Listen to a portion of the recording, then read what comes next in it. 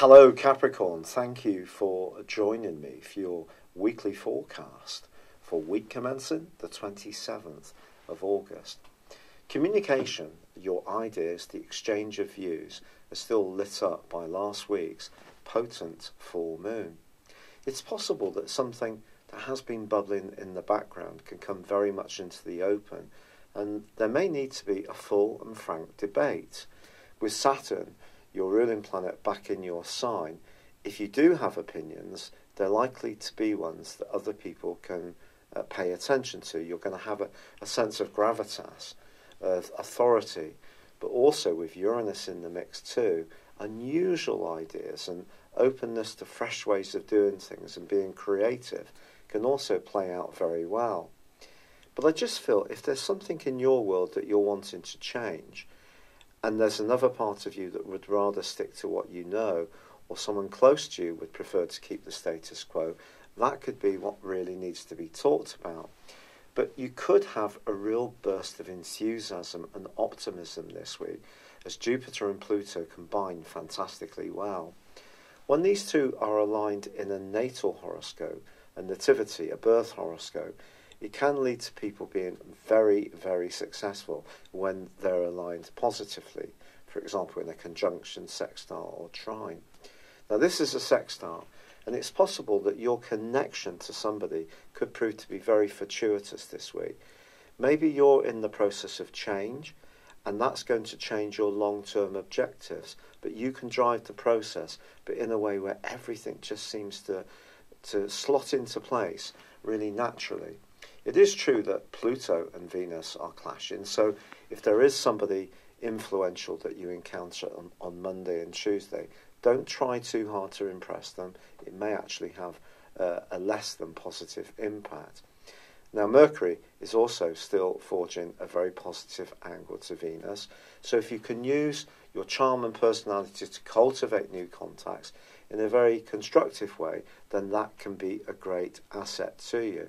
But generally there's a sense with your situation at the moment that even though you like familiarity and you can be very focused on security, freshening things up at the moment is really going to be something that really inspires you.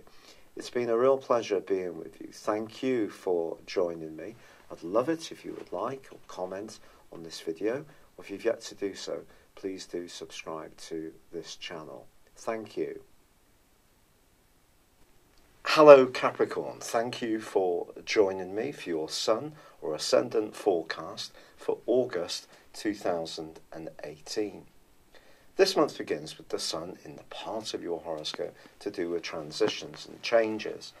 It can be an opportunity to embrace the more mystical and even mythical part of life too, to get underneath the surface of things, to explore the deeper motivations you have and those people you are involved with.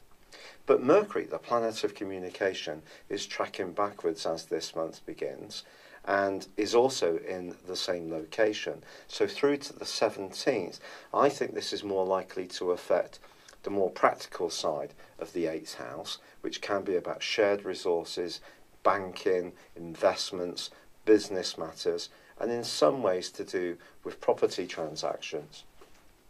Now you probably know that Mercury RX can cause some mischief. All we can do, as I'm always saying, is control our own circumstances, micromanage them in as precise way as possible. That doesn't necessarily negate the impact of Mercury's retrograde. It just means we can minimise the potential for things to go wrong because we make sure that we're keeping our side of things straight.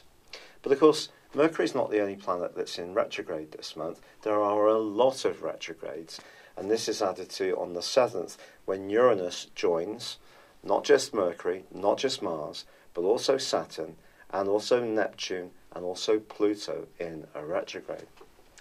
Now, these retrogrades are going to be talked about a great deal by a lot of YouTube astrologers, but I actually think your zodiac sign is probably going to take the hit the most when it comes to the higher octave or outer planet retrogrades, because Saturn and Pluto are retrograde in your zodiac sign, and Mars is going to be coming back into your sign on the 13th from Aquarius, still tracking backwards through to the 26th. And also the North Node, the point of destiny, that is also going through 3 phases of its own retrogrades this month in that 8th house. So there's little doubt about it that in the case of your sign, I think it is something to be really mindful of. Saturn's about structure, Pluto is about power. Now Saturn actually forges a really providential link all this month to Uranus, the planet of change, in your sister Earth sign of Taurus. Now these two, when they work well together, suggest that your real appreciation of tangible evidence of changes, seeing real results, can give you a sense of satisfaction if you are trying something new, but you're doing it in a very progressive, solid, methodical and step-by-step basis.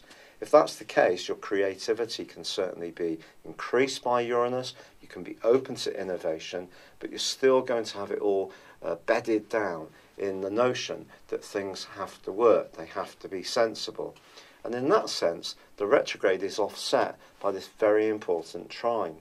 Now, Pluto stepping backwards, that is perhaps a little bit more complex, particularly if it's right on top of your sun, which depends on which part of Capricorn that you were born, or if it's contacting any other of your personal planets. But essentially, Pluto has been creating a great deal of change for all Capricorns since 2008. And I think there may be something that you want to evolve around, and it could be quite significant this month. There is little doubt about that. But I still feel that the most important retrograde this month is going to be around Mars, because Mars is in a tight right angle with Uranus for the first 3 weeks of this month. Now these two have been aggravating each other off and on since about the 2nd week of May. So it's a very important transit and aspect. And let's think about what Mars means for you in Aquarius initially this month. Well, it's about everyday finance, whereas the Sun and Mercury and the North Node are about longer term financial involvement. So with this right angle to Uranus, there could be a temptation to be a bit more reckless with your resources because you have that cautious instinct. You're often a bit more careful about taking hard and fast risks with your money in the way that some other people could be. But it could just be about quite frivolous things, like you could end up splashing some cash to cheer yourself up on something that actually has no practical value. So really counterintuitive for someone like you, who usually makes very smart decisions in these regards. So just be conscious of that. But also there could be someone calling out for your help. It could be a loved one, could be an offspring, could be someone you're fond of who wants you to help and may come up with a sudden need for your support. Uranus, very much about the unexpected. Mars, about potentially determination, but also frustration. So just be conscious of not going against the grain when it comes to how you like to really vet things, think them through, and be very scrutinising in your approach. I do feel that's going to be good to continue. Now, equally, from the 3rd through to the 10th of this month, the Sun is actually forging a very happy-go-lucky angle to Jupiter. Now, Jupiter's in a brilliant angle for you. It's all about friendship, it's about your future, it's about higher ideals. And it may have been very positive for you around those areas over the last sort of about 8 months. But this right angle to the Sun does have some downsides. Again, it could see you thinking about investing in a situation with a group of other people. It may be just something more social, but if there's any expenses linked to others, that's where you need to think very carefully so that you're not giving away your power or giving away a bit of control, which actually ordinarily would keep you feeling very much safe in terms of your resources. However, it does have an upside, this, and it could be that you're just going to think about doing something collectively, and that could be quite fun, especially if it is something to do with like a tarot party or something. Jupiter square Sun in that regard could work well for you. Now, it is true that by the 7th, not only does Uranus go into its retrograde, but Venus moves into a new home. And this home for you can be really important as far as your worldly interactions are concerned. If you're having any interviews, you're meeting people who have some authority, then your ability to cultivate these contacts in a very diplomatic and courteous way is definitely boosted by Venus. In a romantic context, I think this points towards you taking your relationships a bit more seriously.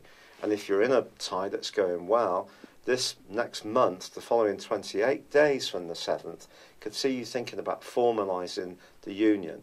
This could be about moving in together, could be getting your own place to live. It could be about even getting spliced, if that's something that really appeals to you. Now, if you are footloose and fancy free, someone could come into your world through your professional situation. And don't be surprised if they're younger and older than you. So do keep an open mind. Now, on the 11th of this month, we do have a powerful partial solar eclipse in the sign of Leo. So this can be a chance to reboot and reinvigorate your ability to think beneath the surface, to be a bit more psychological in your approach to life, or to shed any parts of your existence which aren't working so well for you. Now, with Mercury still tracking backwards, it could be a case that you are waiting for some money to come in, or someone's proving a bit tricky around a business matter. But by the 18th, things can improve. By the 2nd of September, I think things will be much clearer for you once Mercury comes out of shadow. But on the 23rd, the Sun moves into Virgo, your sister Earth sign. The triplicity, especially if you're born very early in Capricorn, is just something for you to really celebrate, because this can give you a real lift from the introspection that may have been more dominant early in the month. Now you can feel more adventurous, more free-spirited. You may want to travel, explore higher education. If you're involved in teaching and training, these skills can be really beneficial for you in the times to come. Now, on the 26th, there is a full moon. But it's a full moon that's going to intersect that fabulous angle between Uranus and also Saturn, your ruler. So I think when it comes to the ideas that can get exchanged, the everyday ideas, I think if you just take it to being open-minded about new ones, and also running them through your vetting system, which is very much about, come on, what's real, you can survive this full moon really quite well. Mars, however, comes out of its retrograde on the 27th, and is going to be with you from the 13th of this month for about a month, come back into Aquarius about the middle of September. So for now, Mars in your own sign is going to give you a lot of feist, a lot of desire to push on, a lot more desire to be individualistic, which is good, but it is in contrast to the partial solar eclipse in Leo, which is about your close involvement. So it could be a bit of a pinch point if you're in a tie where you don't feel you want to make that next stage of commitment, and you may feel that you're being a bit hemmed in by someone's demands, and your need for individuality and space is being thwarted. Then I think Mars moving back into your sign and then coming out of retrograde on the 27th could see you in a much feistier frame of mind, along with the Sun going into the sign of Virgo, and the more free-spirited side of your nature can definitely emerge as this month draws to a close. Now also, Jupiter and Neptune are going to continue to forge a fabulous alliance. Jupiter, remember, has been great for friendships. Neptune's in the part of your scope to do with ideas, your relationships with siblings and neighbours.